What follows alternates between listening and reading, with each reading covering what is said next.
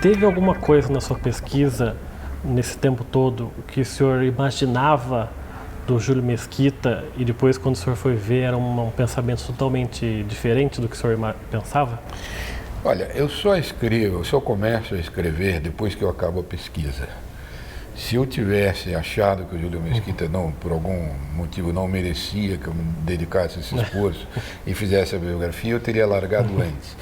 Então foi o contrário, quer dizer, o que eu fui fazer a biografia, porque quando eu fiz a pesquisa, eu comecei fazendo a pesquisa, eu fui percebendo que eu tinha um personagem excepcional para contar aquele tempo, porque ele era progressista politicamente, bom empresário, tinha uma vida muito animada, uma figura agradável, enfim, muito faladora, muito é gostoso de acompanhar a vida dele e, enfim, morreu boêmio, largou, ele tem uma velhice, isso foi uma das coisas que me convenceu a fazer.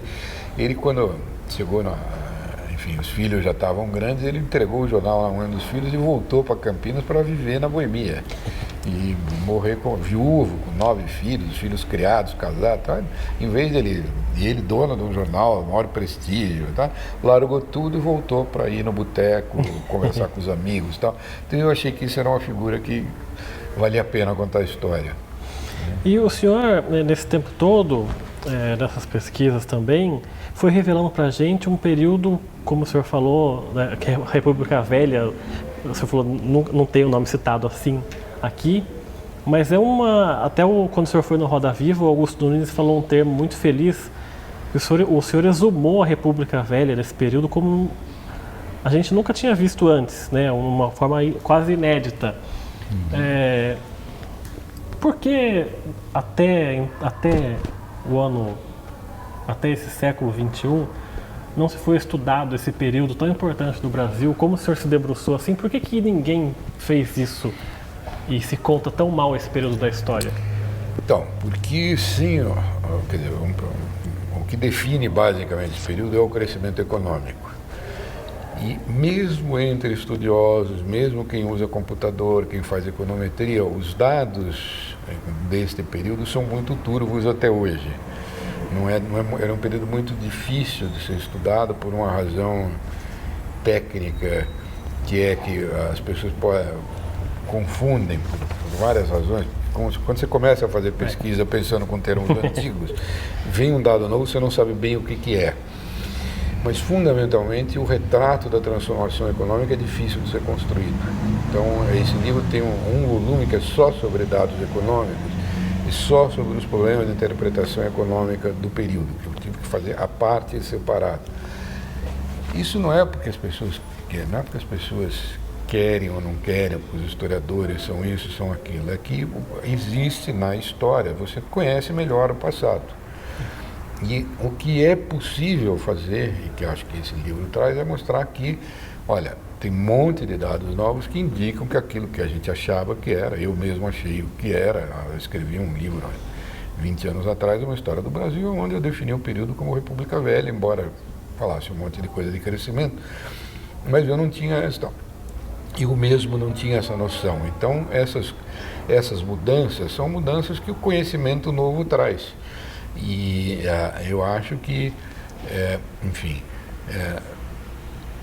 eu queria exatamente mostrar esse retrato novo, porque é um retrato novo. Eu não sou muito de ficar brigando quando você descobre uma coisa nova, eu não sou muito de ficar brigando com os outros que pensaram, etc. Eu sou mais de fazer minha pesquisa e mostrar, olha, acho que aqui a novidade está aqui. Então eu fui cuidado que eu tinha que cuidar, que era isso. Eu acho que tem uma coisa muito consistente com relação a isso e ajuda muito a gente entender o Brasil tanto antes como o que veio depois.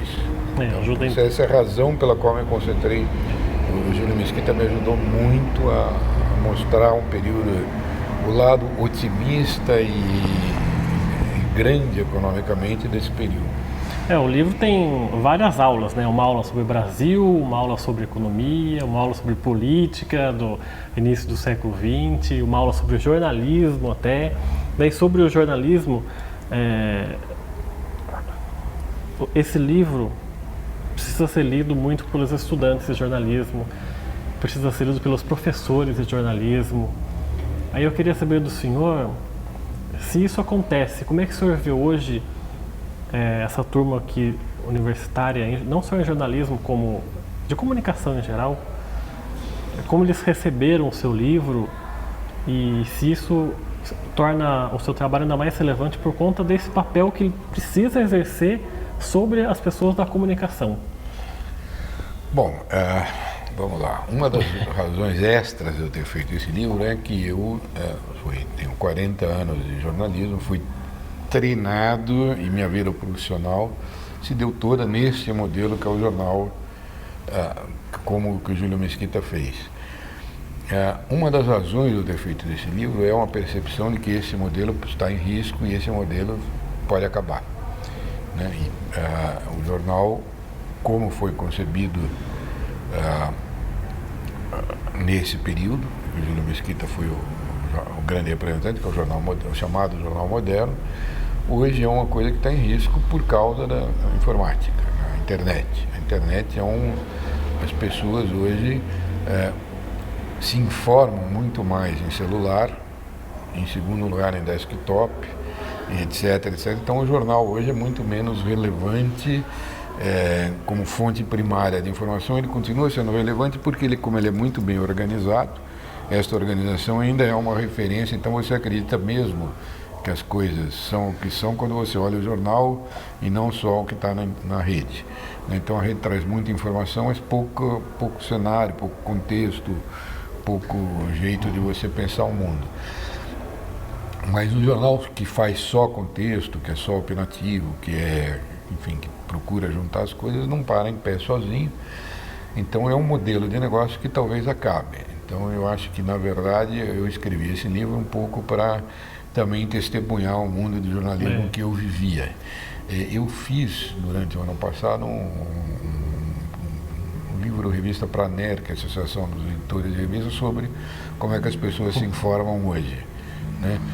E esse tipo de informação que as pessoas têm, quer dizer, que é basicamente teclara no celular, mas é onde está. O brasileiro passa em média 4 horas por dia no Facebook. Em média, 4 horas. Quer dizer, muito mais tempo no jornal, você lê em 15, 20 minutos. Isso não tem como mudar, né? Para o bem e para o mal. Mas, enfim, então, uma das razões de eu ter escrito esse livro foi essa. O pessoal que estuda jornalismo, o pessoal que está começando hoje, e quem pratica o jornalismo hoje, tem que se haver com a questão da reforma agrária brutal que houve entre as mídias, né?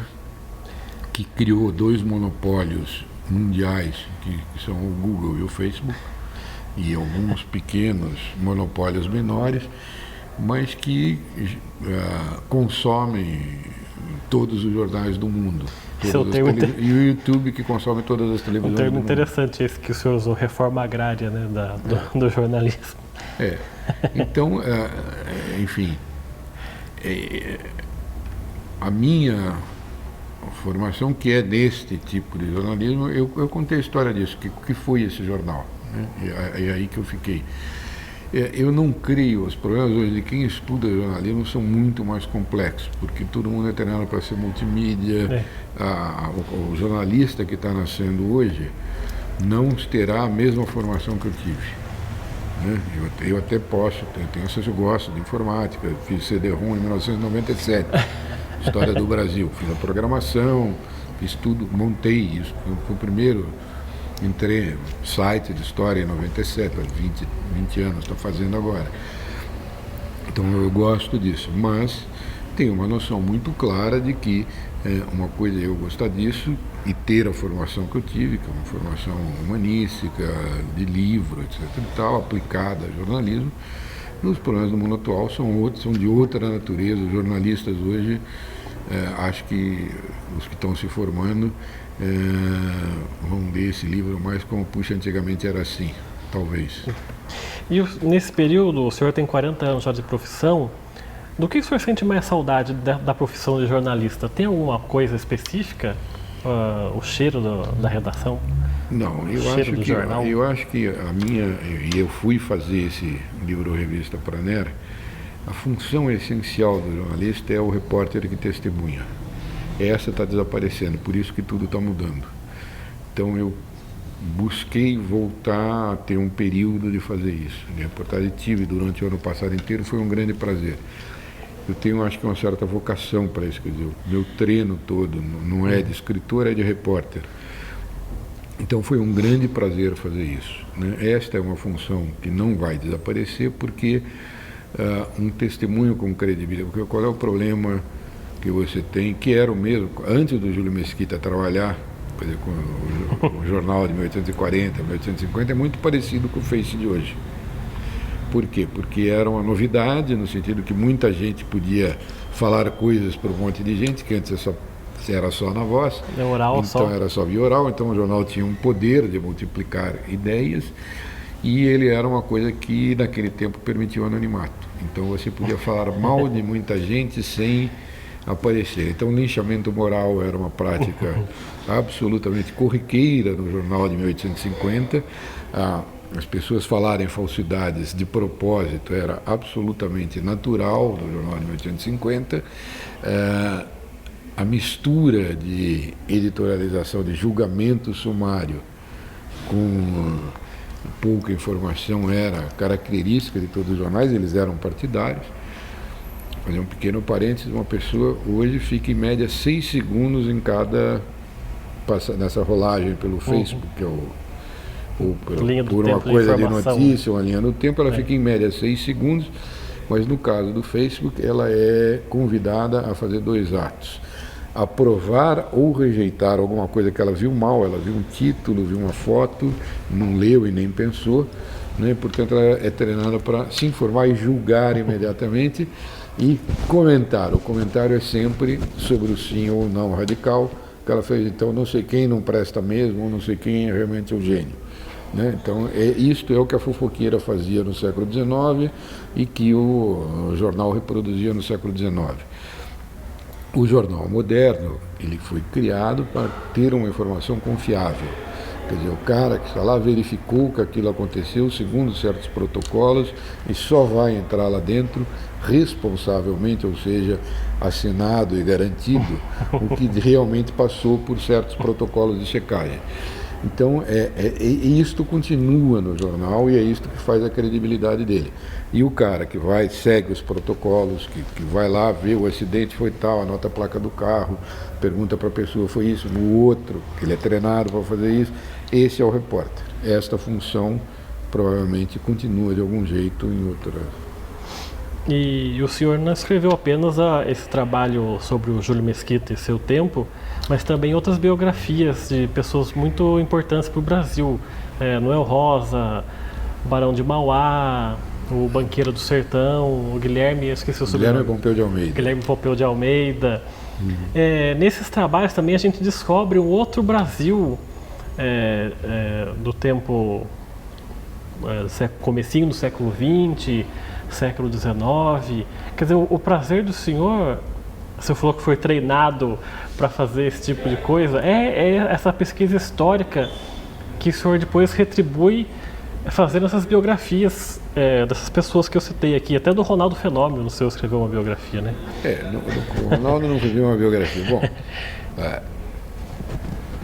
por que isso? Porque a biografia é um gênero literário que permite que você acompanhe a história acompanhando uma pessoa.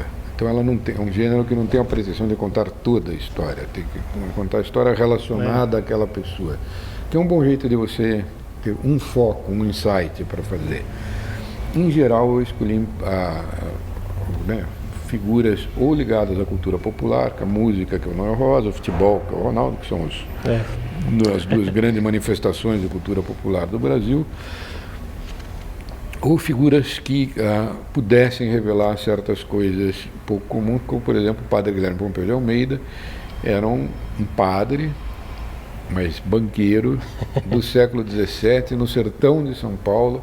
Foi um dos homens mais ricos do Brasil, sem nunca ter saído de Araçariguama, que é uma cidadezinha aqui na Castelo Branco, um pouco antes de Itu.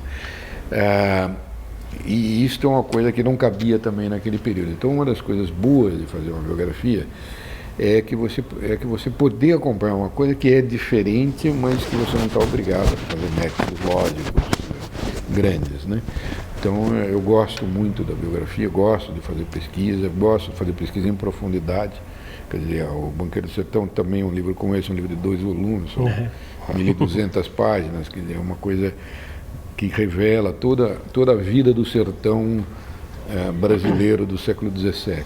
Então, são biografias que o senhor publicou há algum tempo atrás, e para a gente não esquecer que faz mais ou menos uns 2 anos, 3 anos que a biografia correu risco no Brasil, né? De não poder ser escrita sem autorização da família. Eu queria que o senhor falasse a sua opinião sobre isso. Eu lembro que até no Roda Viva o senhor falou que a gente perdeu o Rui Castro durante esse período, né? Que é um escritor bastante importante para o Brasil. Eu queria que o senhor falasse sobre essa polêmica das biografias. Então, o Jacareí está aqui desde o século XVIII, as eleições seguem desde o século XVIII, assim como o Ceará dos Campos. Né? Se for a questão na Câmara de Jacareí, se as atas estiverem aí, você vai ver que de 3 em 3 anos, durante a colônia teve eleição, durante o Império idem, durante a República de 4 em 4 anos. Isso assim em todas as cidades do Brasil.